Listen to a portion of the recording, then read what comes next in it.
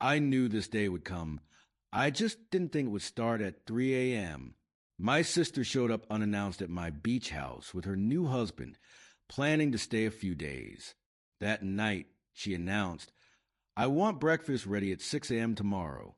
My husband wakes early and likes everything his way. As the host, that's your job. So I set the alarm for 3 a.m. and planned a little surprise in their morning coffee they'd never forget. My name is Miles. I'm 33, the oldest kid in my family, the one who fixes things. I own a small clothing shop that I dragged through ugly years and tourist seasons that felt like winter in July. I'm the guy who shows up with jumper cables, remembers shoe sizes, sends money just until payday, and gets nothing back. Last year, I bought a tiny beach house. Not fancy. 2 bedrooms, 1 squeaky screen door, a porch that smells like salt and coffee. It was the first thing that was mine. That Friday, I came home from the shop and found my sister on the porch. Tessa, new husband in tow. No call, no text. Just suitcases, like we were a hotel. She hugged me quick, like a customer returning a sweater. Surprise, we needed a little break. Cole's been stressed. Cole smiled. The kind of smile a man wears when he thinks the world is a vending machine if he kicks it hard enough. I looked past him at the luggage. How long is a little break? Tessa waved it off. A few days, you'll barely notice us. I noticed right away. The guest towels I folded on Sunday were in a heap. Wet footprints in the hallway. Cole was already poking in my kitchen drawers like he expected a concierge bell. We ate takeout on paper plates. I tried to be decent.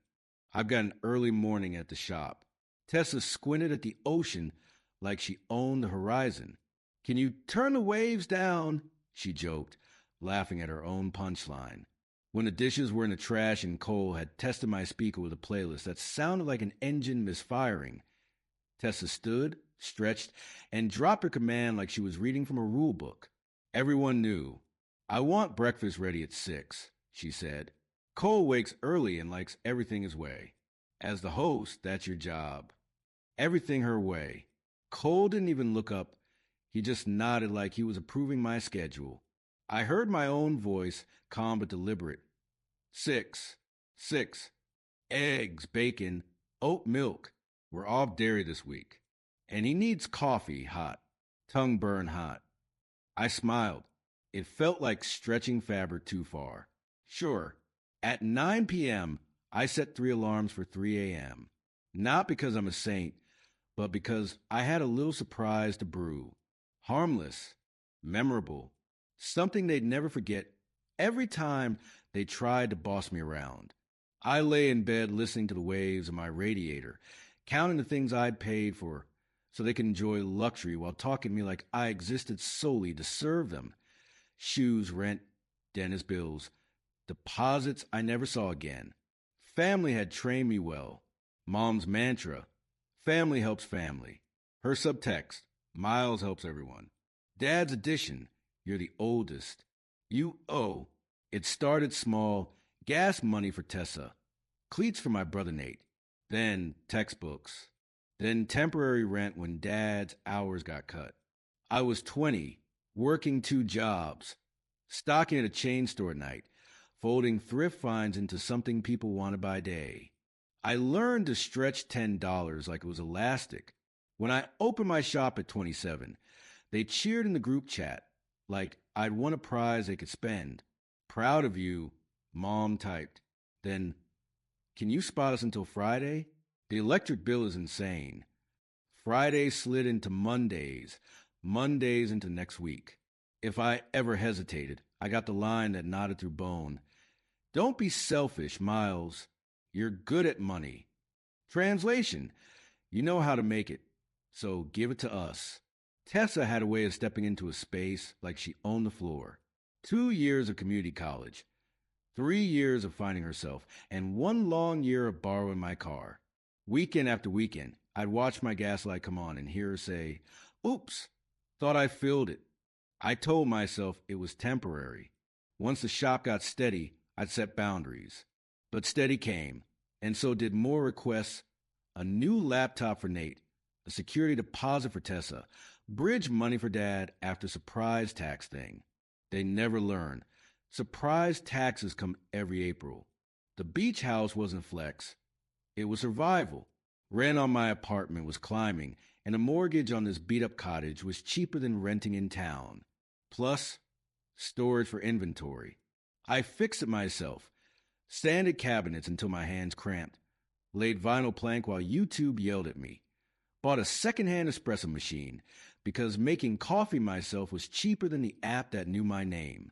I kept the house quiet, showed up for family birthdays, sent gifts, said no to nothing. That one time I tried, God, that was the winter Mom called about Tessa's emergency. She's being evicted. Mom said, breathless, it's not her fault. Her boss is a monster. Can she crash with you? 2 weeks. 2 weeks turned into 2 months. Tessa left dishes like breadcrumbs. Tessa posted beach photos from my porch with captions like gratitude. She asked for my card, just to hold a hotel deposit for a friend's bachelorette weekend. I said no. She pouted. Then she cried. Then Mom called.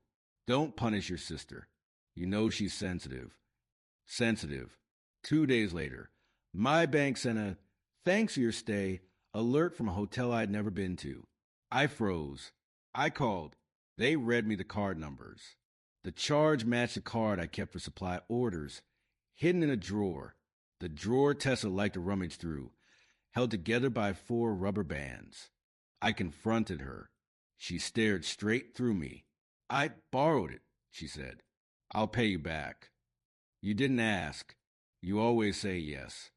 Nate stood in the doorway, choosing silence like Dad taught him. Tessa rolled her eyes. God, Miles, you're so dramatic. I flipped the light on the drawer. The card was back, but something else wasn't.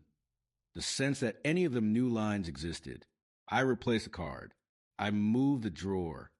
I kept the piece because holidays were coming, and I was tired. That's the trap. You get tired, they get everything. 2 months later, I learned Mom had made a copy of my beach house key for emergencies and given it to Tessa. It came out by accident. We were at Sunday dinner. Mom was plating meatloaf. I told Tessa to keep that spare somewhere safe, she said. Imagine if you lost yours. Spare for your little place in case you lock yourself out.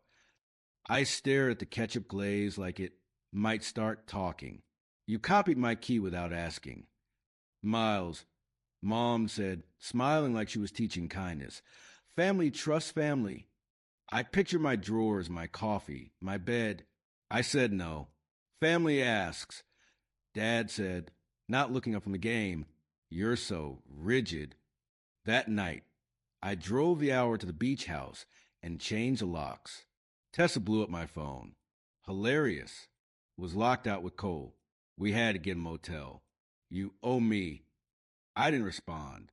I put my phone on airplane mode and slept for 10 hours. The next week, she apologized in a voice that promised a second favor. It came. Could we use the house for a weekend? Just us. We won't bother you. No, I said, a full sentence. I almost didn't recognize myself. She made a sound like she'd bitten an olive pit. Wow. After everything I've done for you. Like what? You know what? Emotional support. We're family. I hung up. Sweat prickled my neck. Saying no felt like lifting a crate I thought would be heavier. But Mom called. Dad called. Nate texted a thumbs up, his way of saying, I'm not getting involved. Tessa sent a heart, and then a screenshot of a beach sunrise caption manifesting. They showed up anyway. 2 people, suitcases, a list of expectations. Host, she said, like it was my job title. Breakfast at 6. The old me would have made a grocery list and swallowed the insult. The new me set an alarm. I wasn't going to be cruel. I was going to be clear. Coffee has a way of drawing lines. And mine was overdue. At 3 a.m., the house was pure sea and floor creaks. I showered because pettiness doesn't have to be messy. I ground beans, filled machine and pulled 2 perfect shots into mugs I didn't mind losing. Then I stirred in a few drops of food-grade blue coloring. Harmless, odorless, the kind bakers use for ocean cakes. I tested a sip. Strong. Perfect. And when I smiled, my teeth glowed smuff. I made their eggs. Crisped the bacon I bought. Poured oat milk like a hotel show-off. Then I slid into my chair with my black coffee, which was just coffee. They shuffled out at 6:07. Rumpled. Entitled. Tessa yawned. Cole scratched like a human alarm. Breakfast, I said. Tessa sniffed. Finally, they ate. They drank. It took 3 minutes for Cole to notice. He licked his teeth, frowned. H, babe. Tessa glanced at her phone camera and gasped. Why are my teeth blue? Cole swiped to the front camera. What the? He looked like a cartoon villain, rubbing his mouth with a napkin. It smeared it worse. I didn't smile. I kept my voice neutral. Oh, new beans. Must be the roast. It's dyed. Tessa snapped, dabbing at her lips like I'd injured her. Are you serious? Completely safe, I said. Hard to ignore, like a boundary. Cole was spluttering. I have calls. I can't go on video like this. You can reschedule, I said, or you can listen. Tessa glared. You think this is funny? No, I said. I think this is necessary. I slid a folder onto the table. Printed statements, Venmo screenshots, notes. I'd stayed up last night putting it together because if I was going to draw a line, I wanted it straight. You've treated me like a wallet with arms. That ends now. Here's what you owe me. Here are the dates. Here are your signatures. Here are the texts where you promised to pay me back. I tapped a page with her heart emoji and Friday swear under $1.480. The transfer. She stared at the heart emojis like they'd turned on her. I was going to. She said, it's been 8 months. Cole cleared his throat. We're family. You don't invoice family.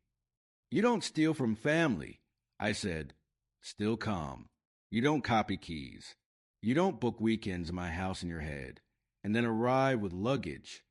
Tessa laughed once, small, sharp, like she was testing a weapon. God, you sound like Mom when she's performing victim. Speaking of Mom, I set my phone on the table, speaker on, family group chat open. It was 5:59. I typed the message and hovered. Then I hit send. House is not a free hotel. Guests follow rules. Money owed must be repaid. If you don't like that, don't come. I attached 2 pages of the ledger. The dots appeared instantly. Mom, Miles, don't be cruel. Dad, this is extreme. Take it offline. Nate. Delete that, Tessa hissed. No, I said. Also, check the guest bathroom. I put up a sign last night, printed in simple font and taped above the towel rack. Guest rules. Ask before inviting others. Clean up your dishes. Replace what you finish. No overnight guests without permission. No using Miles's cards. Violations equals immediate checkout. She stalked down the hall. Her laugh echoed back, humorless. What are you, a motel? I'm a person, I said. This is my home. Cole finally found his voice. We can't leave today. We just got here. You can stay 2 nights, I said, under the rules, and you'll leave a deposit. I slid a small square across the table. A payment app QR code printed and taped to a coaster. $300. Right now. Tessa's voice climbed like a siren. You're charging your sister? I'm asking for respect. They stared at the coaster, like it was a court summons. Tessa's phone dinged. Mom again. We'll talk when emotions settle. Honey, Miles, don't embarrass the family. The word embarrass landed the way it always did. With shame they expected me to carry, so they didn't have to. I didn't pick it up. Pay the deposit, I said. Or pack. Cole swallowed and scanned the code. My phone chirped a completed payment. Tessa watched the money leave her account like blood draining. You're unbelievable. No, I said, I'm clear. She looked at my coffee, then at her blue smile and her camera. You're petty. And you're awake, I said. We're done pretending this isn't about money and power. You don't get both. Not here. The family chat exploded, paragraphs replacing dots. I flipped the phone face down. Eat while it's hot, I said, and left them on the porch with the ocean and their blue teeth to think about cause and effect. The tide was coming in. So was I. They stayed. Not happily. They moved through the house like customers in a store they couldn't afford, touching everything with their eyes. I went to work and left a printed list on the counter. Check out Sunday by 10 a.m. Strip sheets. Run dishwasher. Leave keys. It felt ridiculous to write it out. It also felt like oxygen. At the shop, I steamed shirts and priced a rack of summer linen. Locals wandered in. A tourist couple asked where to get the best fish tacos. I told them and gave a 10% discount because they were kind and treated the neighborhood like a person. When the register closed, I opened my banking app. The deposit sat there, bright and real. Something clicked inside me, like a lock finally engaging. The group chat boiled all day.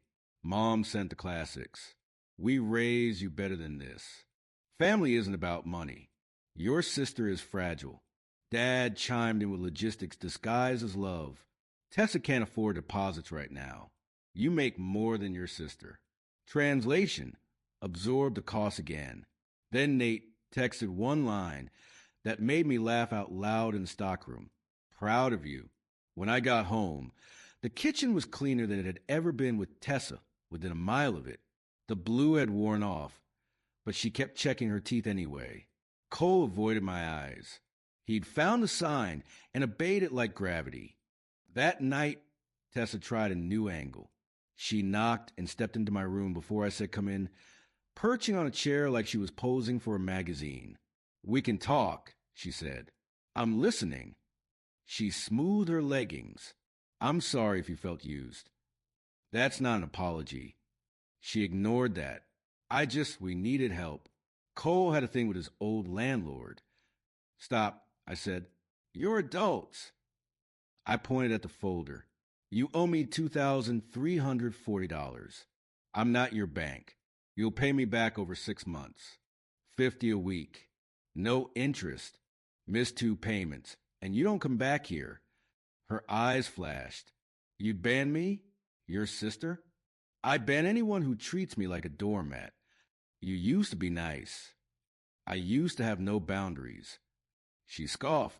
Mom said, I get like this once I had my little house. It's not little to me. I stood. Good night, Tess. She left muttering about how success changes people, which is rich coming from someone who thinks my porch is a free resort. I slept like a stone. Sunday morning, they checked out on time. Sheets in a pile, dishes washed. A single sticky note on the counter. Deposit is enough, right? We didn't break anything. The smiley face was just a line. No eyes. After they left, I walked every room. The usual. Sand, a fork on a couch, a candle burned down at a label, but nothing stolen, nothing new broken. Progress. I sat with coffee and sent one more message to the group chat. New policy. No one stays without written permission. Deposits required. Boundaries are not up for debate. I half expected lightning. Instead, silence. Then, Mom, you've changed. At the shop that week, I felt lighter. Customers noticed. Nice to see you smile, Mrs. Alvarez said as she tried on a chain dress and told me about her granddaughter's piano recital like it was the Super Bowl. I upgraded the POS app so I could send invoices cleanly. I put together a tiny web page titled House Rules, password protected for family only. It felt extreme. It also felt like a fence finally built. Midweek, Tessa paid the first $50, then another $50. Shock. Friday, she missed one. Monday, she made it up with a row of grim emoji. On Thursday, she texted, You humiliated me with the coffee. I typed and deleted 3 drafts. Finally, You humiliated yourself by taking without asking. The coffee was a mirror. She left me on read. 2 Saturdays later, a woman came into the shop asking for me by description: tall, precise, wedding band tan line. I'm Dana, she said, Cole's landlord. Former? Oh. She scanned the shop like it might be bugged. He put me down as a reference for a new place. I told the truth. He pays when he's cornered. She exhaled. He also used your address on an application. No, I said. He does not. Thought you want to know. She left a business card on the counter. Also, nice linen. She bought 2 shirts at full price. A small good omen. That night, I messaged Tessa. Remove my address from anything you filed. Now, if you don't, I'll report it. Her reply was fast and furious. What is wrong with you? Why are you against my happiness? I didn't answer. I sent a single screenshot of Dana's card. One word: no. Then I blocked her for 24 hours to give us both the gift of not escalating. Sunday morning, Mom tried a new tactic. Pity on a plate. We're coming down to the beach to talk. I said no. Twice. In separate bubbles. She couldn't pretend she missed it. She sent a paragraph about how I used to be so generous. I sent one sentence. Generous as boundaries. The next few days became a window to test my new spine at scale. I said no to a loan request that smelled like theft. I said yes to dinner with friends who didn't measure me by what I could give. I took a half day and sat on my porch, without waiting for the next crisis to ring my phone. When trouble finally came, it was exactly as expected, loud and public. Tessa blew up the family chat with a monologue about how I had changed the energy of the family by making money a weapon. It got likes from 2 cousins who owed everyone back pay for babysitting, and a heart from Dad, who loves any post that is about him. Then something new happened. Aunt Renee, who never gets involved, typed, "He's right. Pay people back. Leave his house alone." Then my grandmother, who speaks in recipes and weather reports, added, "Boundaries are good. I'm proud of you, Miles." I stare at the screen like it might be a deep fake. Tessa quieted down. The payment plan continued, grudgingly, but it continued. Cole removed my address after his application got rejected anyway. Mom tried twice more to push me into hosting a family 4th of July at my place. Only if everyone pays their share and cleans up after, I said. That's tacky, she said. So is freeloading, I replied. She sent a sigh emoji large enough to cover a car.